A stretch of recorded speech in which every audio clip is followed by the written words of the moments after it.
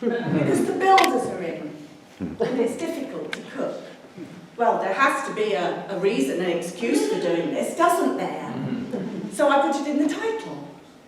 Most of the solitary diners are men. Well, we know they can't cook, can they? So that's okay. But a woman alone, I mean, they have girlfriends, don't they, and go around in packs. Especially a woman of my age, from back in the day, when a woman was barred from even entering the saloon bar, but might be escorted into the lounge bar by a man. I mean, a woman will cook her own meal if she can and sit alone in front of her own TV, wouldn't she? Sometimes it's just good to eat something you haven't cooked yourself and be surrounded by people and chatter, the noise of other voices, whether they're listening to you, speaking to you or not. The rule is everyone must look occupied. Lone diners with their eyes on their phones to show they're not alone. Me, I looked around for 2 minutes and now I'm writing. We must look busy, occupied. Never let it be said or known that anybody sat here on their own, contemplating their aloneness. The man over there is trying really hard, between his phone and rolling his own, to smoke later, I suppose, outside. Another one in denial runs a commentary on the sports news to nobody and anybody. I mean, he has to berate the teams, the managers whose teams lost, even though tomorrow they'll lose their jobs without the added weight of his abuse, won't they? Saddest of all, the couple over there, either side of a table, a beer, a white wine, and 100 miles of silence between them. They are more alone than me in the lie of their proximity, looking anywhere and everywhere but at each other. What are they thinking that robs them of their smiles, leaving faces resigned? Anyway, Wetherspoons make a champion steak, better than I could do at home, and as good as any served with a Michelin star and matching price tag, don't they? So I think I'll come again, more often with a friend, or even a group of them, but when I need to, on my own, alone, because that's okay, isn't it? Isn't it? Isn't it?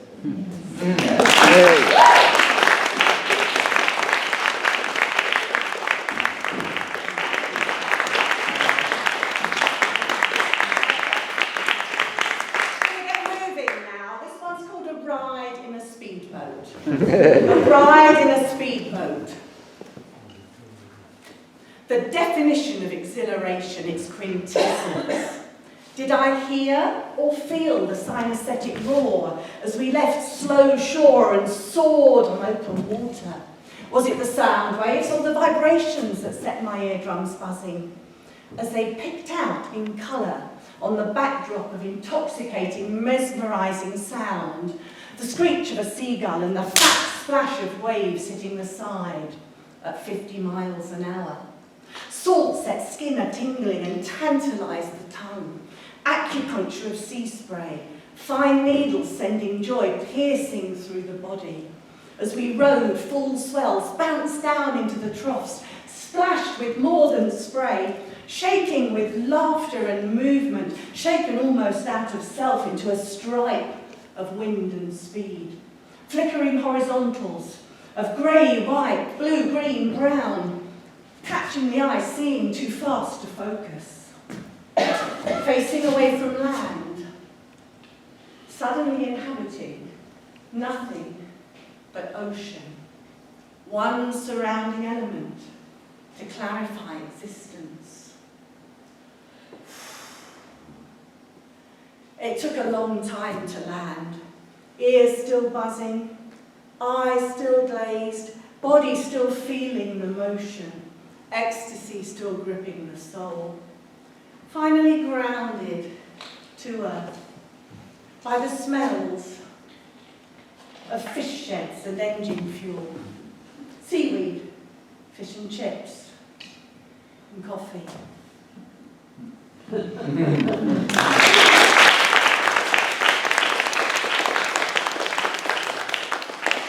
really is weird smiling at people you can't see.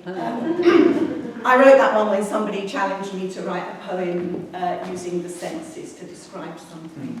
The last one just comes with a little prop. This is a marble that I dug out of my front garden in 2020. You know, like 2020 when we all did the garden because there was nothing else to do. And my garden hadn't really been looked at since my husband passed away in 2015. So I was digging the garden and planting a few plants that I'd been to buy.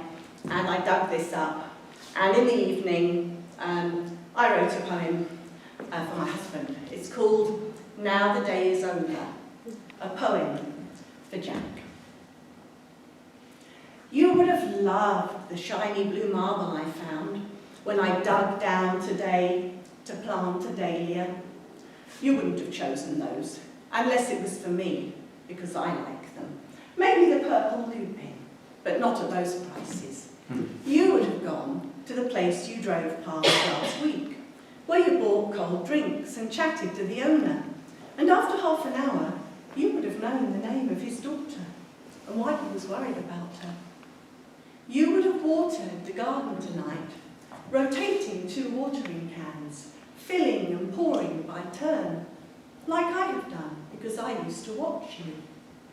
You would have spotted the bat flitting past as the sky grew darker, shown me Venus, the evening star, growing bigger and brighter. You might have lingered in the doorway before we closed the door against the night, and put your arms around me in the last romantic light of evening. And then you would have turned on the light and put the kettle on. Nice cup of tea? And later, you would have lain beside me, your back rising and falling with the breath. That breath a sound as soothing as the sea, waves rising and falling all night long and going on forever. Yeah.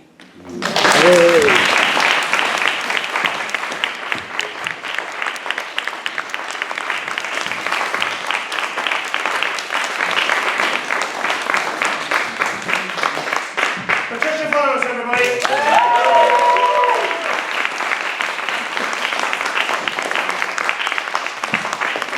I've noticed when I've been up here that most of the poets have been coming down here to perform. I've been up here, but most of the poets have been performing down here, what we used to call in Aberdeen the downstage shine spot. Okay, we're almost at the interval now, but I'll just close off this half of a little Shakespeare sonnet, and it goes like this.